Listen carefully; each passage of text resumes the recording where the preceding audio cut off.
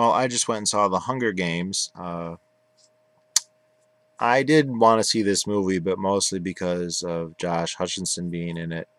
Um, I wasn't that interested otherwise, besides him. But then I saw posted in a couple places, I think even on one of my videos.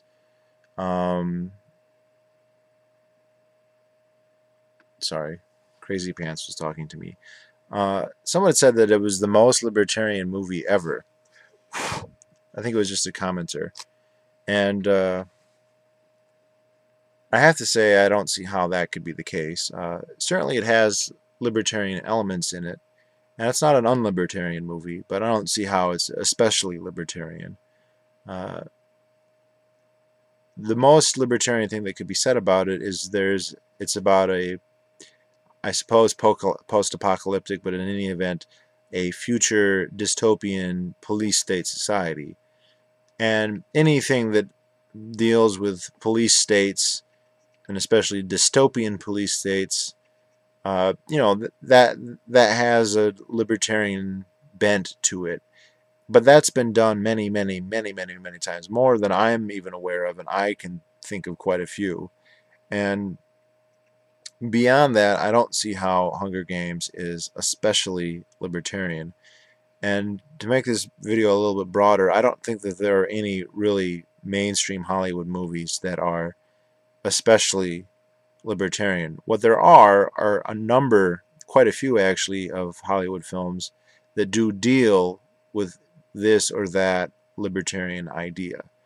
Uh, like I mentioned, a dystopian police state or state period, that's something that's been done many times, and sometimes they deal with dystopian states in the past or in the present. You ever see the movie The Enemy of the State, for instance? If you look at dystopian states in the past, I think one of the most libertarian movies I've ever seen, and one by a film creator who's made a number of films that could be considered this way, would be like Apocalypto, which I thought had very, very sophisticated and interesting anti-state um, trends that weren't up front and center, but they were clearly there. Um, and I mentioned that was made by Mel Gibson, and he has at least one or two other films, The Patriot and Braveheart, both of which kind of deal with that. Braveheart less so. Any film that really deals in detail with the colonial period or the American Revolution, there's going to be a tendency for it to touch on, and in some cases really revel in libertarian ideas, and even sometimes overt libertarian rhetoric. If you ever see the HBO docudrama on Sam Adams, it's right there front and center like much of the time, and there's just no getting around it. And any movie uh, that covers that period, if it does it well, I mean, if it's just not like a piece that just happens to take place at that time, ends up covering that. But among the dystopians, I mean, like the 1984s, and I mean, there's a whole bunch. Even movies, any movie that's about a rebellion against a tyrannical state. So this would include things like Star Wars and many, many, many others. So there's that, and then there's also anti-war movies. And one thing I've noticed is that there seems to be this real, certain wars are okay to be anti-war about, and other wars are not. So it's okay to make anti-war movies about Vietnam. In fact, that's kind of popular.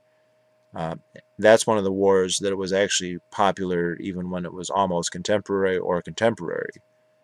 Um, Hollywood is this, Vietnam. People say it's the worst war, but in terms of our how we view the government, is one of the best wars, really. I know it sounds terrible, but Hollywood prior to that took a very, very deferential, patriotic John Wayne kind of view of war. Uh, I won't say that it had always been that way, but from World War II on, there was this real, this is cowboys and Indians, but the cowboys is always the Americans, and the Indians are going to be whoever our enemies are. And in the period after Vietnam, there was definitely that kind of movie still happened, but there was a kind of war as brutal and bloody and terrible and pointless and futile and bad, and that strain is still with us, although it's been kind of diminished. And Vietnam broadly, that I mean, I don't really know everything about the effect Vietnam had because I kind of grew up in the post-Vietnam era, but there's even a lot of legislation. There's one of the few times that we've had real serious anti-government legislation passed was in the 70s. There was a backlash against government because of Vietnam. But if we look the other war that seems to be real common to be anti-war about is World War One. There seems to be, and I'm using that phrase a lot, I apologize. Hollywood has numerous times not glorified, but pointed out how horrible World War One is, which is really interesting because the U.S. involvement in World War One was so minor compared to uh, many of the other conflicts we were involved with. I mean, much briefer time and uh, actually fairly high casualties when you think about how low it was, because it was over 100,000, which is twice, like the Korean War. The Korean War is kind of the forgotten war, but that also has answer. But if you look at like World War II, which I think is the outstanding good war, that's almost never overtly anti-war. You don't see movies about people who don't want to join into World War II and have it be them depicted as anything other than the villain. Uh, and so anti-war movies, they don't necessarily have overt libertarian rhetoric, but since they are, it's almost impossible to be anti-war and not at least partially be anti-state. I know there's a lot of socialists who are really strongly anti-war if the war is not in support of Stalin. But I don't see them making that many movies. I've never seen a movie that was made from the perspective of a pro or anti-war socialist, if that makes any sense, other than maybe really contemporary ones. The faux pas liberal anti-Iraq war socialists, I guess. That's kind of,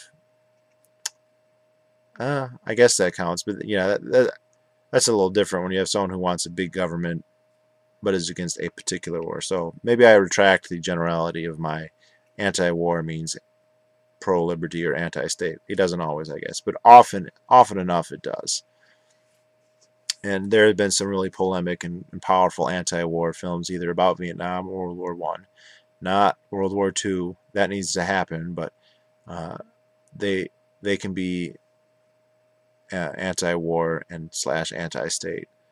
But the Hunger Games, I mean, it wasn't a bad movie. It was a good movie. I liked it, but it wasn't especially libertarian. And the whole the other,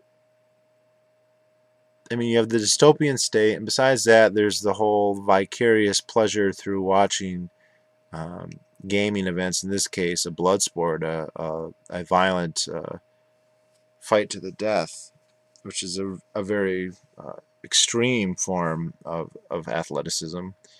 And of course, that in and of itself is an interesting topic, and one that the film, I think, actually deals with, pretty well. But I don't see how that is uniformly always a one-to-one correlation with libertarianism. The idea of, being in a death struggle doesn't necessarily have libertarian undertones or tones or themes in it. So it's my understanding that the trilogy that Hunger Games is based in does eventually revolve around basically a rebellion against this central state. I also, though, the movie Hunger Games had many, many very explicit Romanesque, Hellenistic elements, which I suppose the author acknowledged. I mean, at one point they actually ride in on chariots in a setting that looks a lot like a New Age hippodrome, and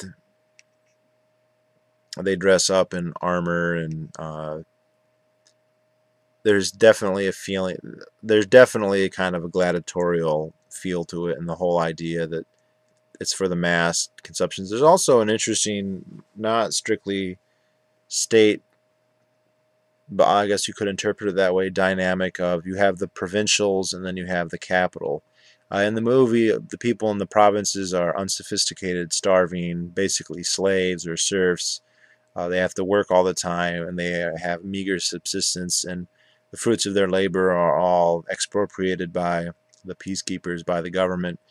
And then the capital area slash city, it's not clear to me if it's more than just a single metropolis or a hinterland also, where the people are very, very affluent and sophisticated. And in the show, it's shown graphically by, other than being well dressed and well fed, by having colorful hair, which is kind of annoying, really. But the people in the capital, you could argue that they are representative of the state or of the parasite class that lives off the state. So these are people who work in Washington, D.C. In the movie, it is set in a post-apocalyptic America, but Washington, D.C. is not the capital. The capital is somewhere in the Rocky Mountains.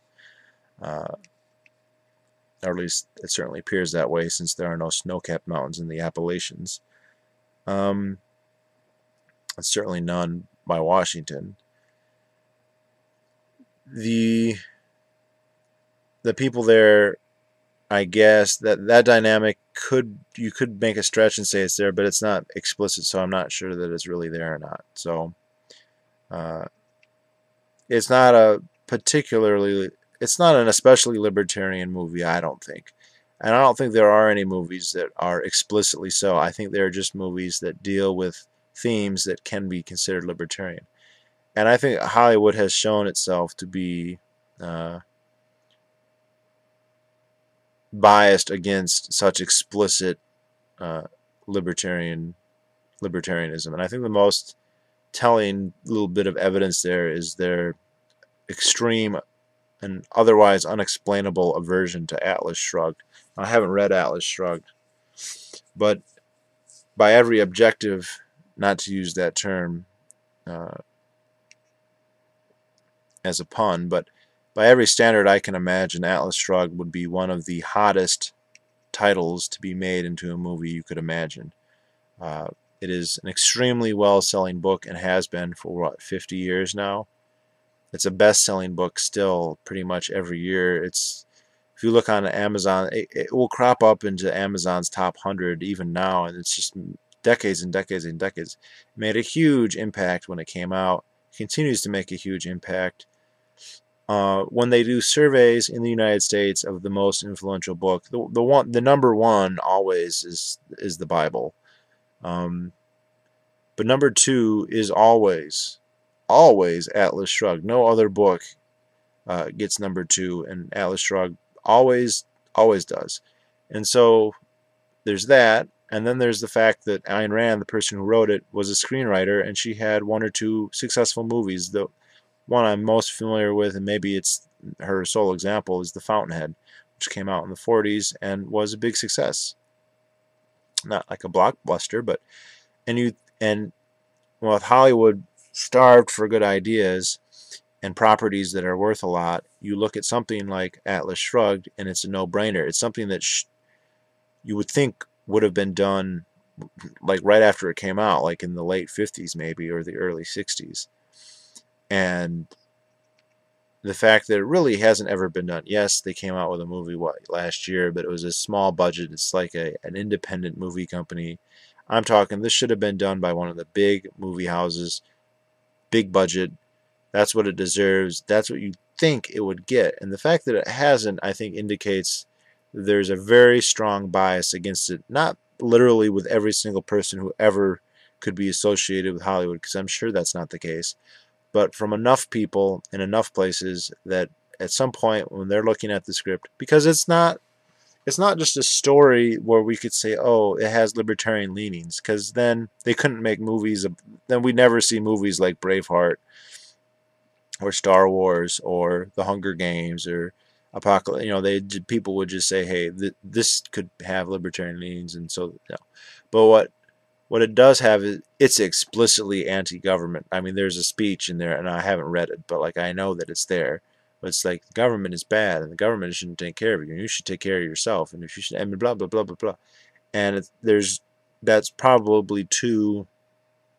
That method is just too in your face and too against the tastes and sensibilities of enough of Hollywood that they won't touch it. And so, in general, Hollywood, I think, is more libertarian than, say, television, because the television is run by the government, basically.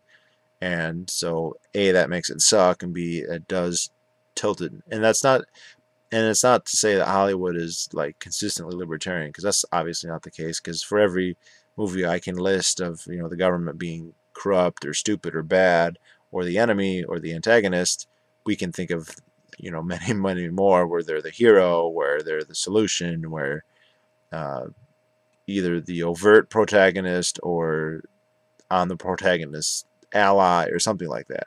So The Hunger Games is one of a long series of movies that has themes that are libertarian, but it's not an overtly libertarian film, and I don't think there ever has been an overtly libertarian film, with the possible exception with ones that deal with like the American Revolution. And of course the one I mentioned, the Sam Adams, that's not even a movie, that was an HBO docudrama. So I mean, it's worth seeing, especially because of Josh Hutcherson, but it's not the wherever I heard someone saying it's the greatest libertarian film ever. No, it's certainly not that. But all right, that's it.